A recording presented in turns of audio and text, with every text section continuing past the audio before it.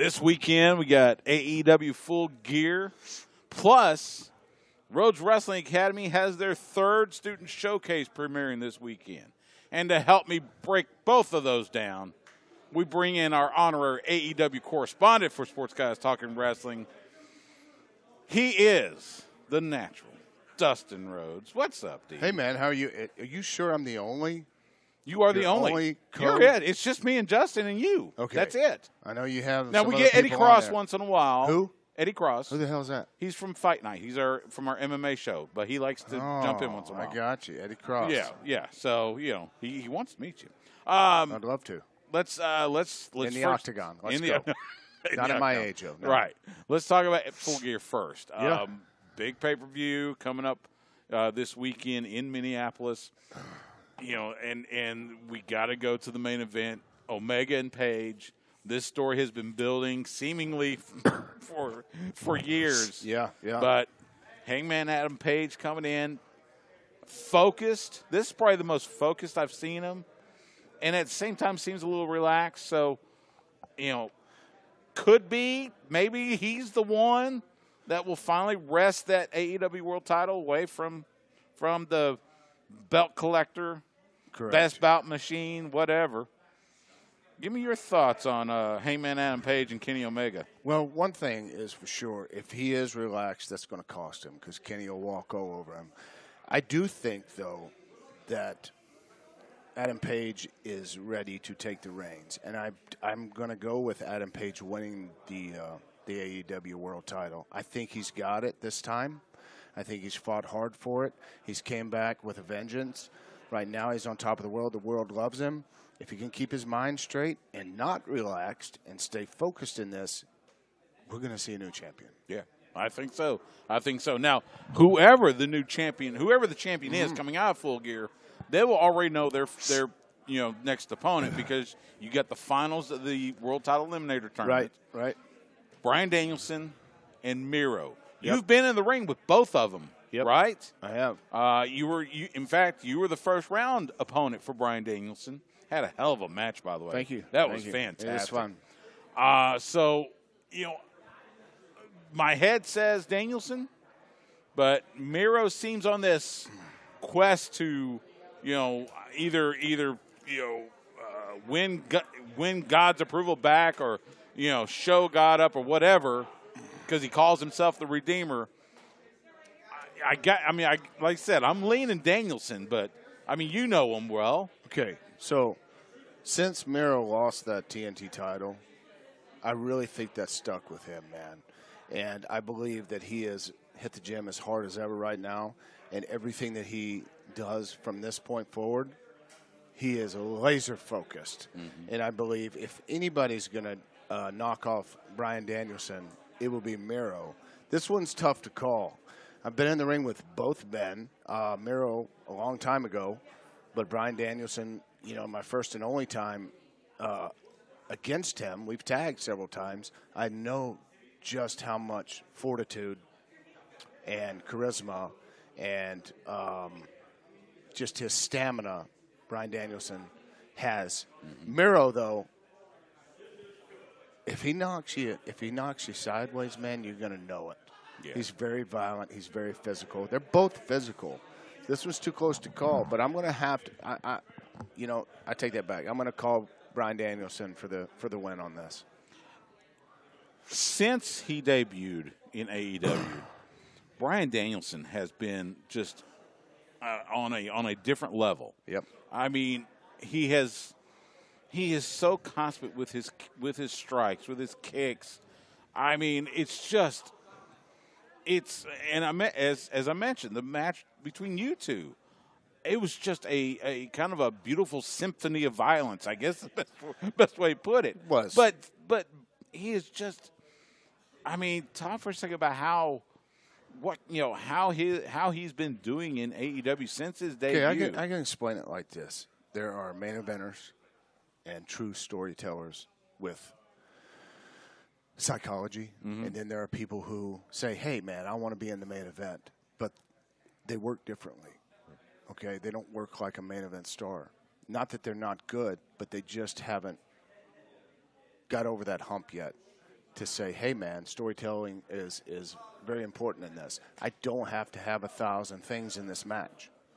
I can go out there, and I'll tell every one of my students, and I'll tell everyone in the back at AEW, man, it's not about what you say, because they're going to forget that. It's not about the moves that you do in the ring, because they're going to forget that too. But what they will not forget is the way you make them feel. And if you make them feel something, it's a powerful thing when that arena's standing on their feet, they're crying, they hate you, they're mad, they're happy, whatever it is, you're making them feel.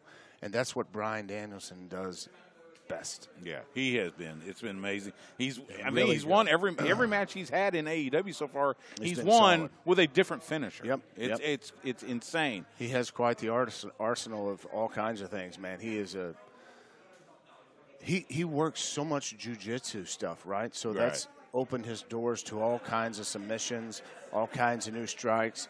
And believe me, when he kicks you, you know it, and you feel it, and I felt it for a solid week after. It took me a week to kind of recuperate from that. I'm still a little sore. I bet. But I was in there with one of the greats, and it was a babyface versus babyface match, and I thought we told a really good story, and we had the people standing, and that's all I can ask for. I know Bryan Danielson will go in this with Miro, and I know he's focused, and I'm sure Miro's focused, but I'm edging Bryan Danielson in this because he's a tough character, man. I mean, you can knock him down, but that boy keeps coming back and keeps firing back. It's pretty solid.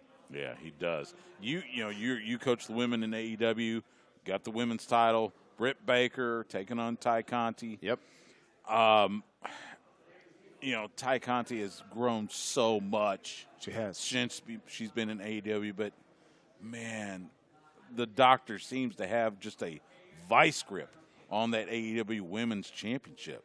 She does. And Britt Baker, man, she'll go to any means necessary to hold on to that title.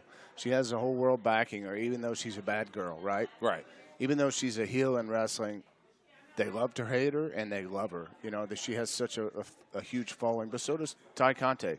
And Ty, I've been watching, and I've been coaching a lot of her matches. She's solid. She's very solid. She has quite the moveset. She has a lot of things that the world has not seen yet. So I hope that she brings out some of her new movesets, because she's going to need every bit of this against Britt Baker. Because Britt Baker's a champion. She's got to go to her. She has to beat Britt Baker. You know what I'm saying? Britt just has to survive and, by any means necessary, retain her title. Absolutely. Absolutely. Before we get to the showcase, AEW's been on TV now for 2 years, and the heights they've reached has been nothing short of incredible.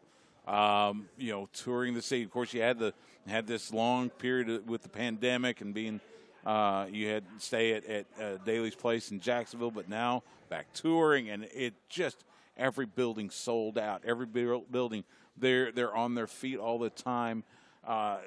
Tony Khan has got something special here. And it's almost simple in its beauty, right? It is, and Tony works, so hard on trying to put together these things, man. And he's doing it all himself, and he's really working hard, and he's learning on the go as we grow as a company and as a team. He's doing tremendous. I mean, where it started to where it is now, look at our roster. It's incredible. We went through a pandemic where we had no people. It's very hard to do that when you have no energy in the ring and it's cold outside in Daly's Place in the wintertime, and you're just going through the motions thinking there's people out there. But we're playing to an audience at home, and that's where our money is. And just slowly kept that thing, man, alive and kept growing and growing and growing. And as soon as we got back to audiences, they were hungry. They were hungry for entertainment. They were hungry for pro wrestling. That's what AEW is to me. It's pro wrestling. It's not. It does have entertainment aspects and values in it, but it's really strictly kind of just pro wrestling, man. It's where we showcase our stuff. We showcase what we know. You got the legends. You got your veterans. You got your young studs that are coming up. You got your very tough, all kinds of different backgrounds of women's wrestling, from Brazil, like Ty Conti with her jiu-jitsu background, and Layla Hirsch, and, Britt Baker, the doctor. She's a dentist, so she has a couple of jobs that she's doing already, and fitting in this being a women's world champion is pretty impressive. So we have such a diverse group of people, young men and women who are very hungry. The locker rooms are incredible. very, very passionate and hungry kids. We work like a team. If somebody's down, we're helping them up. We're all there backing each other. It's not like any place that I've ever seen before. And it's a lot of fun to be around. It's contagious. Well, and that's what we always hear, and here the recent months with new talent coming into AEW, whether it's CM Punk or Bryan Danielson, Adam Cole, they've all said the same thing, that it is such a collaborative effort within the roster, within the locker rooms, and you gotta love to see that, and it comes across on TV. It does come across. Yeah. Everybody wants to go out there and give 110%, no matter what, whether they're winning or losing or what. Everybody's so happy to be there and so happy to showcase what they can do. Right, and it doesn't matter whether it's Dynamite or Rampage or Elevation or Dark. Yep. You're getting that same quality of match, that same energy that has made AEW just the place to be right now, quite honestly. So the good thing about here, I haven't seen anybody become lackadaisy or lazy. Mm-hmm. Everybody's staying on their ball game. Win or lose or draw or whatever, everybody's really focused and staying on their A games, trying to put out the best product that we possibly can and continue to grow AEW as the company in whole. Absolutely.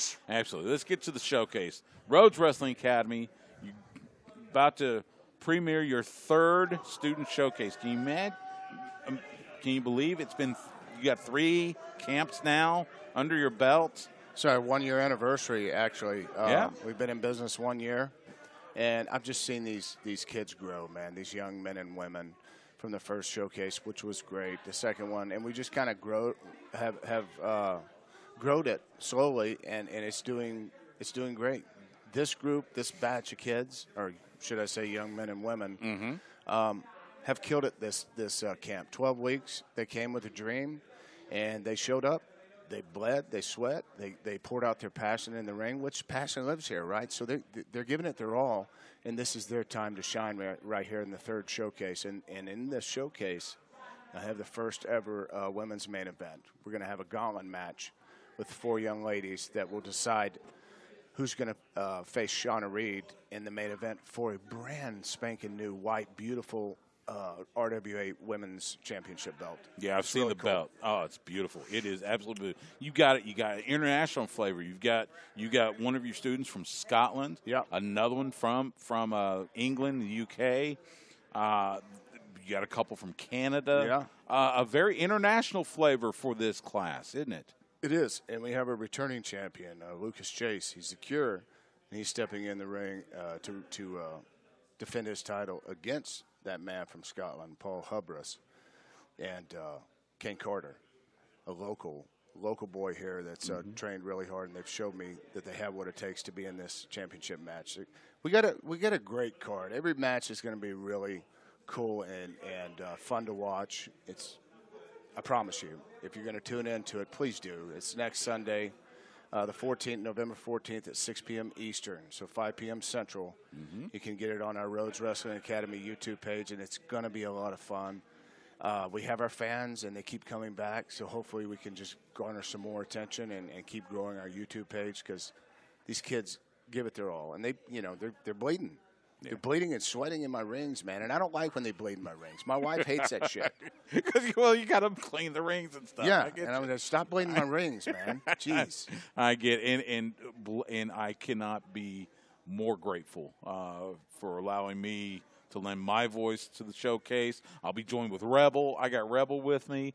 We're going to have a lot of fun doing the commentary for the third showcase. I hope y'all do. I know y'all kind of bicker at each other, and it's fun to watch y'all's banter back and forth. But I appreciate you, Stu, for being here since the beginning, right, and since the inception. And Rebel too. Rebel, this is her second time giving you a little color to your commentary, and absolutely. I think she's doing a good job. And for this first time, this third showcase at the beginning, we're going to do something a little different that we haven't done in the first 2 camps, which is have my sister, Kristen Ditto, and Rebel sing the national anthem. That's right. Which is really That's cool. right. They did Absolutely. it, and it's just like, wow. It's going to be awesome. Yeah, it'll be great. Third student showcase, Rhodes Wrestling Academy, this Sunday, 6 p.m. Eastern, 5 p.m. Central. Catch it on the RWA YouTube channel. The night before, AEW Full Gear. Catch that on BR Live, pay-per-view. If you're outside the United States, catch it on Fight TV. It's going to be a hell of a card. Dustin, man, it's so good to talk to you. Follow him on Twitter at Dustin Rhodes. And again, I appreciate everything you do for us. I love you. I appreciate your friendship, man. Me too, buddy. All the best to you. Looking forward to this. We don't need Justin, man. Let's just kick him out. It's just you, me. That's right. I like Justin, but he's all right. He's all right. Okay. We keep him around for a little bit. I appreciate it. Thanks, Dustin. Yes, sir. Back with more after the break. You're listening to Sports Guys Talking Wrestling, and you're listening to The Horn, where Austin talks wrestling.